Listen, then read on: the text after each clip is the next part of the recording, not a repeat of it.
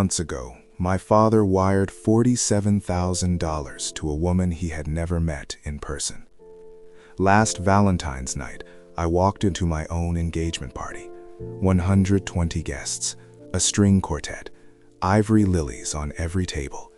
The projector flickered on behind me, and my maid of honor stopped mid-step. Her name was Jess. She had been my best friend for 18 years. Tonight, I'll tell you how I found her, one photograph at a time. My mother died in February, ovarian cancer. She was 66. 14 months later, my father still sets 2 plates at dinner. He scrapes the second one into the sink. He calls me every Sunday and tells me he is fine, in a voice that says he is not.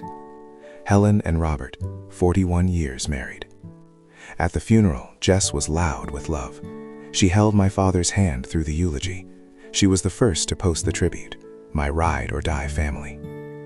That day, my father said one thing. I thought I was the only one who heard. I don't know how to be alone. Jess was standing behind me. That fall, she agreed to be my maid of honor. 3 dress fittings, her hand on my shoulder in the mirror. Every time, the same question. How's your dad holding up? Has he met anyone? Thanksgiving, Aunt Linda's house. A week earlier, my father had told me about her, Claire, a widowed watercolor teacher from Portland, Christian mingle. She wrote him letters, ovarian cancer, the same cancer that killed my mother. Claire arrived late, dark sunglasses indoors, black gloves. She shook my hand 1 second too long. Her smile was perfect. Over pumpkin pie, my father cleared his throat. Maya, I sent Claire $12,000 for the surgery deposit. I nodded. I did not breathe. Then Claire reached for a dinner roll. Her glove slipped off.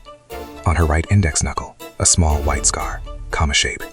In 2019, I drove Jess to urgent care after she cut her hand on a resin mold. 3 stitches, same knuckle, same shape. I did not say anything. I memorized it. 6 days later, I was swiping on Tinder. A friend had asked me for a second opinion on her matches. 11:47 p.m. I was not looking for anything.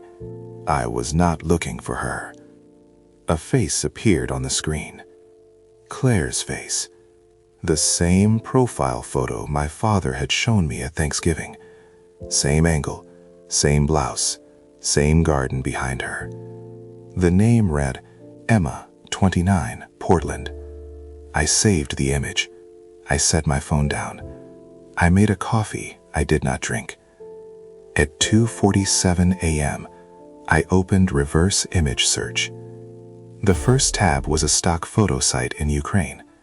The second was a Facebook profile from 2019, a woman named Rachel, dead 3 years. Third tab, my own Instagram, a college trip, 2007. By the 6th tab, my hands were cold. Tab 7, a photograph labeled Claire's late husband at his 60th birthday.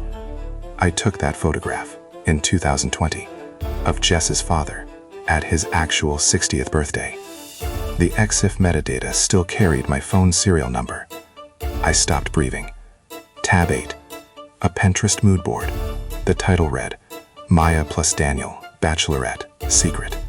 Tab 9, a draft email saved 17 minutes earlier from Claire to my father, asking for another $8,000. Immunotherapy trial. Same browser session, same Chrome window, same cookie. My best friend of 18 years had drafted a cancer plea to my father on the same laptop she used to plan my bachelorette weekend.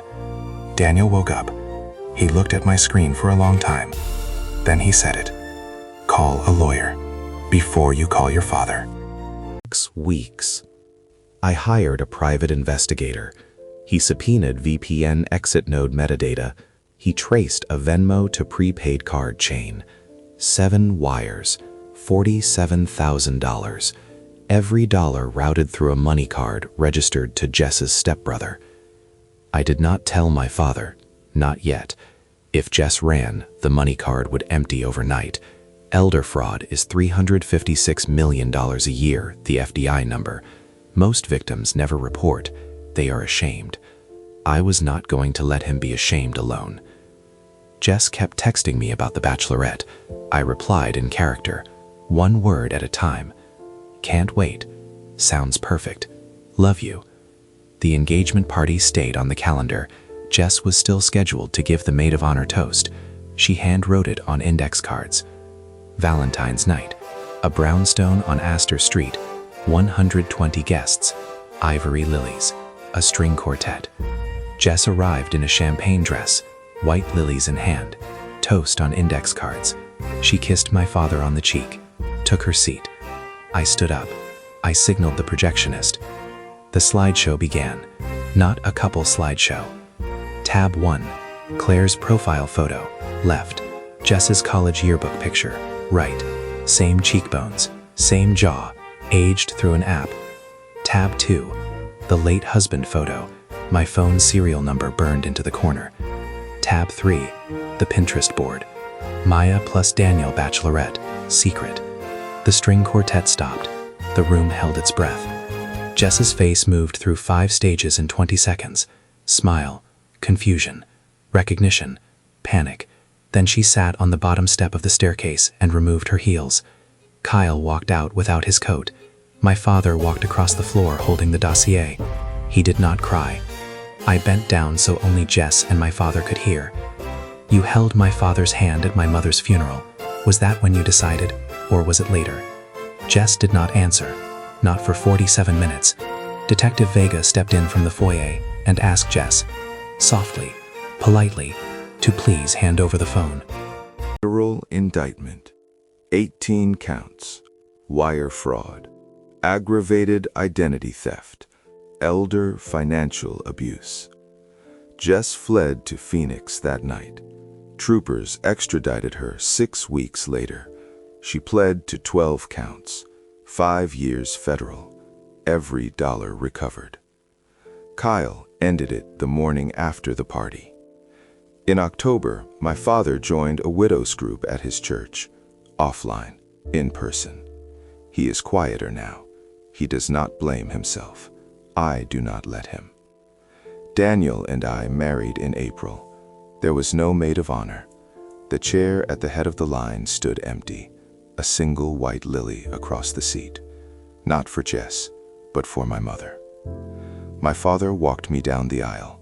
Before he placed my hand in Daniel's, he leaned in and whispered, "Your mother would have caught her sooner." I nodded. I knew it was true. I did not lose a best friend that Thanksgiving. I lost her the first time she smiled at my father.